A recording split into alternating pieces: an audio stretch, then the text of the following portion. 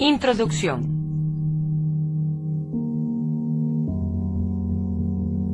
Louis Althusser, filósofo marxista-leninista, militante del Partido Comunista de Francia, que destapó a la filosofía como práctica ideológica, desarrollando la idea de Gramsci, de que esta era la lucha de clases en el campo de la teoría, estableciendo también su relación con la ciencia. Son las masas, en la lucha de clases, las que construyen la historia, y por tanto la ciencia y la filosofía.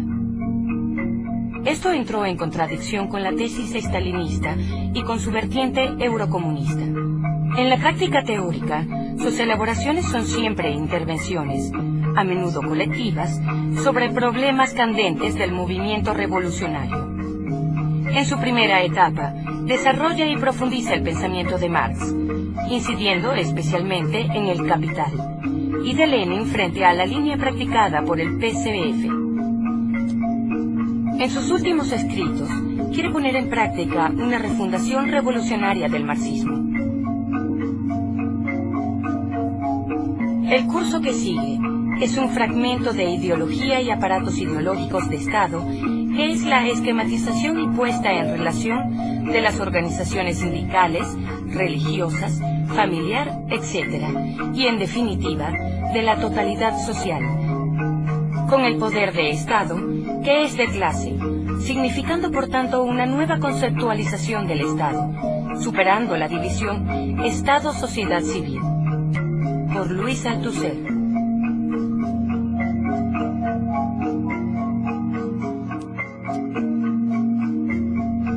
La reproducción de las fuerzas productivas. No habrá dejado de asombrarle al lector que nos hayamos referido a la reproducción de los medios de producción, pero no a la reproducción de las fuerzas productivas.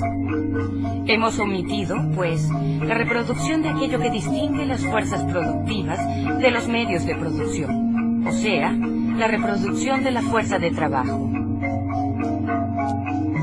Si bien la observación de lo que sucede en la empresa, especialmente el examen de la práctica financiera contable de las previsiones de amortización e inversión, podía darnos una idea aproximada de la existencia del proceso material de la reproducción, entramos ahora en un terreno en el cual la observación de lo que pasa en la empresa es casi enteramente ineficaz. Y esto por una sencilla razón. La reproducción de la fuerza de trabajo se opera, en lo esencial, fuera de la empresa. ¿Cómo se asegura la reproducción de la fuerza de trabajo? Dándole a la fuerza de trabajo el medio material para que se reproduzca, el salario. El salario figura en la contabilidad de la empresa, pero no como condición de la reproducción material de la fuerza de trabajo, sino como capital, mano de obra. Sin embargo, es así como actúa, ya que el salario representa solamente la parte del valor producido por el gasto de la fuerza de trabajo, indispensable para su reproducción. Aclaremos, indispensable para reconstituir la fuerza de trabajo del asalariado para vivienda, vestimenta y alimentación. En suma, para que esté en condiciones de volver a presentarse a la mañana siguiente y todas las santas mañanas a la entrada de la empresa. Y agreguemos, indispensable para criar y educar a los niños en que el proletario se reproduce como fuerza de trabajo. Recordemos que el valor, el salario, necesario para la reproducción de la fuerza de trabajo, no está determinado solamente por las necesidades de un salario mínimo biológico, sino también por las necesidades de un mínimo histórico. Marx señalaba, los obreros ingleses necesitan cerveza, y los proletarios franceses vino, y por lo tanto, históricamente variable. Señalemos también que este mínimo es doblemente histórico, en cuanto no está definido por las necesidades históricas de la clase obrera que la clase capitalista reconoce, sino por las necesidades históricas impuestas por la lucha de clase proletaria, lucha de clase doble, contra el aumento de la jornada de trabajo y contra la disminución de los salarios.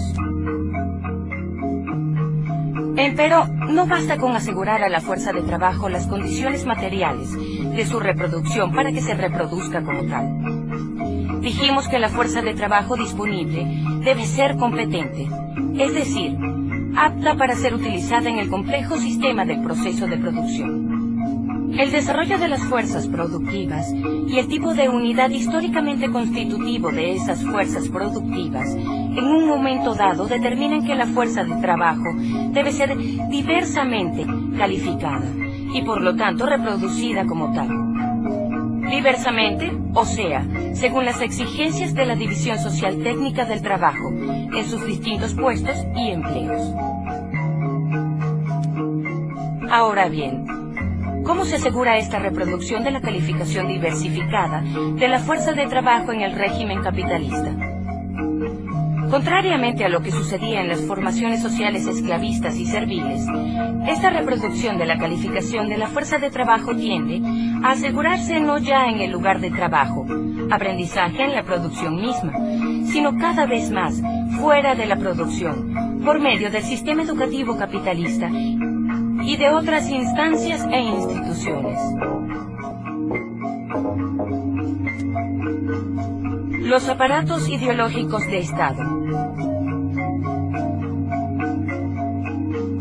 Todos los aparatos ideológicos de Estado, sean cuales fueren, concurren al mismo resultado, la reproducción de las relaciones de producción, es decir, las relaciones capitalistas de explotación. Cada uno de ellos concurre a ese resultado único de la manera que le es propia. El aparato político sometiendo a los individuos a la ideología política de Estado, la ideología democrática, indirecta o directa. El aparato de información, atiborrando a todos los ciudadanos mediante la prensa, la radio, la televisión, con dosis diarias de nacionalismo, chauvinismo, liberalismo, moralismo, etc. Lo mismo sucede con el aparato cultural.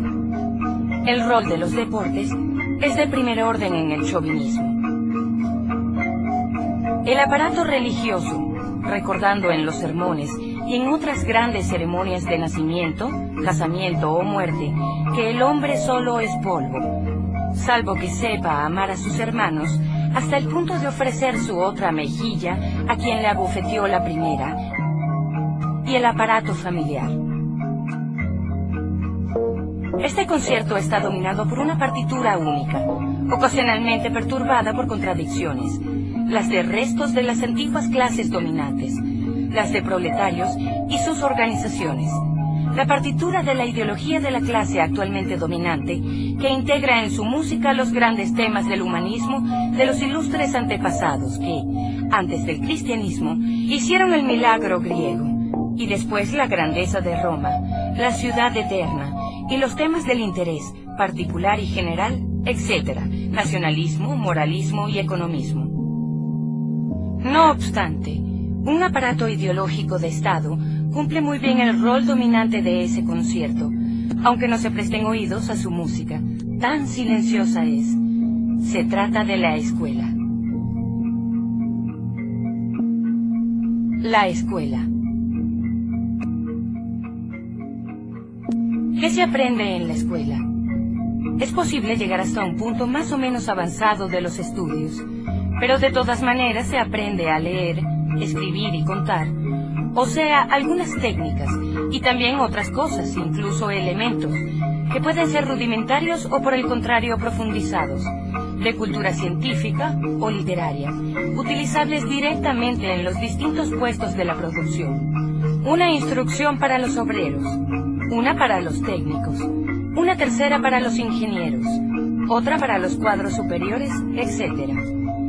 Se aprenden habilidades. Pero al mismo tiempo, y junto con esas técnicas y conocimientos en la escuela, se aprenden las reglas de buen uso, es decir, de las conveniencias que debe observar todo agente de la división del trabajo, según el puesto que está destinado a ocupar.